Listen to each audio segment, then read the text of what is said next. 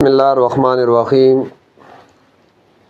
یو ملګری تپوس کړی دی چې جی مونږ خوا کې یو مدرسه ده، ماشومان پکې سبقونه وایي. آیا مونږه د خپل زکات په پیسو باندې دغه مدرسه کې سولر لګولی شو؟ او دویم تپوس یو بل ملګری کړی دی، هغه وایي زمونږ علاقو کې جی د اوبو ډېر کمی دی، که مونږ خپل علاقه کې د زکات په پیسو باندې یو بور وکړو نو آیا زمونږه زکات هغه به ادا شي؟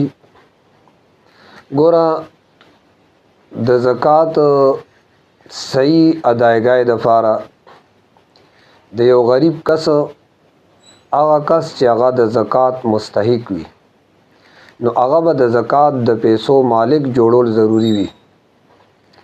د یو خیر کار کې د زکات پیسې لګولو سره زکات نه ادا کیږي، لہذا مدرسه کې سولر لګولو سره یا مدرسې لري سولر واغسته، په دې صورت کې ستا زکات هغه نه ادا کیږي.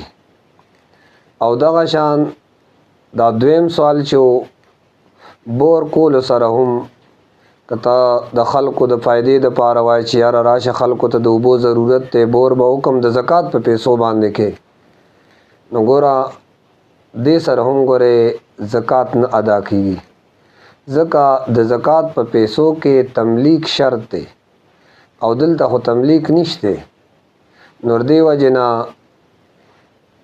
بور کولو سره زکات نه ادا کیږي.